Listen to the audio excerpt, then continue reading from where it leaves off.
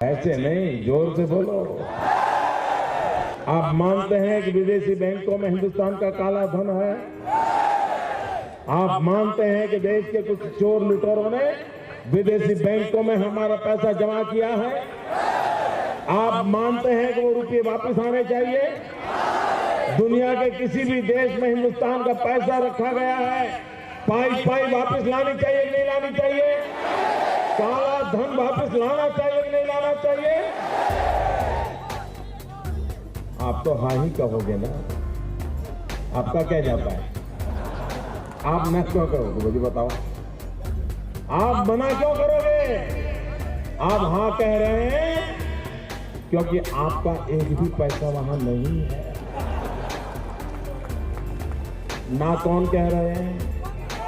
ना कौन कह रहे हैं? क्यों कह रहे हैं?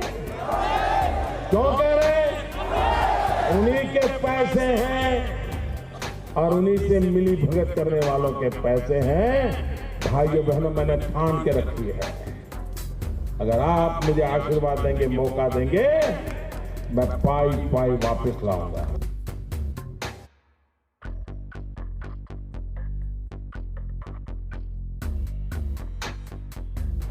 क्या कहा था 2014 में मोदी जी ने कि अगर स्विस बैंक में जमा सारा काला धन हमारे देश में वापस आ जाए तो हमारे देश के सभी लोगों को 15-15 लाख रुपए वैसे ही मिल जाएंगे। और अब उससे 4 गुना ज़्यादा पैसा यानी 300% ज़्यादा पैसा स्विस बैंक में काले धन के रूप में हमारे देश का जमा हो चुका है। इसका मतलब 15-15 लाख मिलना दूर, आपकी जेब से 60-60 लाख रुपए लेकर के स्विस बैंक में जमा किया जा चुका है।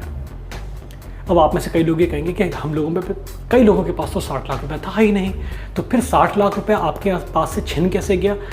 इसका सीधा सा गणित इस तरीके से लगाइए कि अगर मोदी जी का ये बयान था जिसमें सिर्फ एक गणना की गई थी कि हमारा इतना बड़ा तादाद में काला धन स्विस बैंक में जमा है कि अगर वो सारा का सारा वापस आ जाता है तो 15-15 लाख रुपए प्रति हर नागरिक के पास आ जाएंगे। और अब 300% वहाँ जाने का मतलब है 60-60 लाख रुपए चले गए, यानी अगर वो 60-60 लाख रुपए हर एक नागरिक पे खर्च किए जाते तो उसे सरकार इंफ्रास्ट्रक्चर डेवलपमेंट करने में, हर एक नागरिक को कई तरह की सुविधाएं देने में, अस्पतालों में, स्कूलों में इस तरीके से खर्च कर सकती थी। उसके तरीके होते हैं खर्च करने पे नागरिकों पे। लेकिन अब आप ये बात बताइए, जो आपकी आंखों के सामने जो चीज़ क्लियर होती हुई दिख रही है वक्त के साथ, कि एक इंसान ने कहा क्या था और वो इंसान कर क्या रहा है। 2013 में उन्होंने क्या कहा था और 2021 में क्या हालात हैं। क्या ये आपको लगता है कि इनकी नीयत है काला धन वापस लेके आने की? इन्होंने अभी ये भी कहा कि भाई प्रॉब्लम किसे है? प्रॉब्लम उन लोगों को है जिनका पैसा जमा है। तो भाई कांग्रेस के टाइम में जितना था उससे 4 गुना ज़्यादा अब वहाँ चला गया। इसका मतलब कि आपका भी पैसा वहाँ होगा, यानी मोदी जी और उनके बीजेपी के लोगों का पैसा भी वहाँ होगा, क्योंकि अब इन्हें प्रॉब्लम नहीं हो रही है।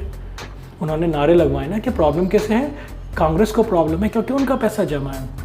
अब आपको प्रॉब्लम नहीं है, इसका मतलब कि आपके लोगों का भी पैसा वहाँ जमा है। तो एक चीज़ समझिए, कंक्लूज़न क्या है? कंक्लूज़न ये नहीं है कि आप बीजेपी को दोष दें या कांग्रेस को दोष दें। प्रॉब्लम अब जनता के तौर पे हम में ही आ चुकी है। जो जनता है उसमें प्रॉब्लम है। अगर आप इतिहास उठा के देखें तो एहसास होता है कि हमें जैसे गुलामी की आदत पड़ गई है, हमें आदत पड़ गई शोषण करवाने की। अपना कैसे शोषण मुगलों से करवाते थे, किताबों में हम बड़ा विरोध करके दिखाते हैं, लेकिन उसके बाद फिर ब्रिटिश भी आए, वो भी 200 साल ऐसी तैसी करके चले गए आपके, और अब ये लोग कर रहे हैं। विरोध हम करने की आदत खत्म हो चुकी है पूरी तरीके से। हम इसमें भी अच्छाइयाँ ढूंढ रहे हैं। हमारा सारा पैसा, आपके टैक्स पेयर का पैसा, ये करप्ट पॉलिटिशियंस स्विस बैंक में पहुंचाते हैं और हम इसमें भी उन्हीं की तरफदारी करते हैं। आज की जनता जो है वो अब किसी पॉलिटिकल पार्टी का समर्थन करने से ज़्यादा उनका वकील बनती हुई सी महसूस होती है, वकालत करती है। इसके पीछे भी कई लोग लॉजिक देने बैठ जाएंगे कि देखो हमारा 300% अगर ज़्यादा पैसा ही गया है तो उसके पीछे ये कारण है, वो कारण है, और बहुत स्टूपिड से रीज़न देते चले जाएंगे। और वो जब दूसरी पार्टी बैठी होती है तो विरोध करने लगता है। तो मुझे लगता है कि अब हमें पॉलिटिशियंस में दोष निकालने से ज़्यादा बेहतर है हमें अपने आप के बारे में सोचना चाहिए कि एक जनता के तौर पर हमारा योगदान क्या है। देखिए, पुराने ज़माने में कहा जाता था यथा राजा तथा प्रजा, क्योंकि वो राजतंत्र था। राजतंत्र में जो जनता होती है अपना राजा स्वयं नहीं चुनती है, उत्तराधिकारी आते चले जाते हैं। लेकिन अब लोकतंत्र में कहा जाता है यथा प्रजा तथा राजा। तो अगर आज की डेट में हम कांग्रेस को दोष दें या हम बीजेपी को दोष दें या एक पर्टिकुलर नेता को दोष दें, तो मुझे लगता है कि ये एक काफ़ी अपरिपक्वता होगी इस तरह का करना, क्योंकि हमारे हाथ में है ना उनको चुनना। हम ऐसे ही लोगों को चुन के वहाँ बिठालते हैं जो बाद में आके हमारा शोषण करने लगते हैं। और सबसे बड़ी बात तो ये है कि एक नया दौर ये जो अभी रिसेंटली शुरू हुआ है कि हम नेताओं की भक्ति करने लगे, नेताओं के फ़ैन होने लगे। ये जो कि सिर्फ पब्लिक के कर्मचारी, पब्लिक सर्वेंट हैं, हम इन लोगों के आगे इतने नतमस्तक हो चुके हैं कि इन लोगों से हम सवाल भी नहीं पूछना चाहते। क्या मोदी जी आप जवाब देंगे इस बारे में?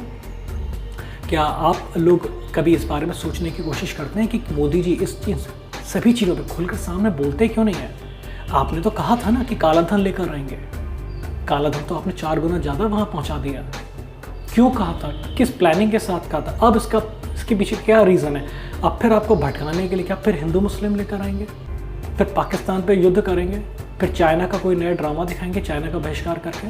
और कितना बहिष्कार कर लिया चाइना का आपने, ये सभी जानते हैं। तो ये चीज़ समझिए कि हम धीरे धीरे इस कदर लुटते चले जा रहे हैं इन नेताओं के द्वारा।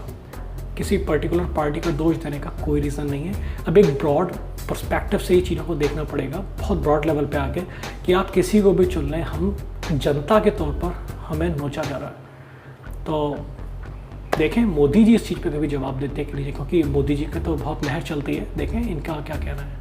चलिए मिलते हैं नेक्स्ट वीडियो में।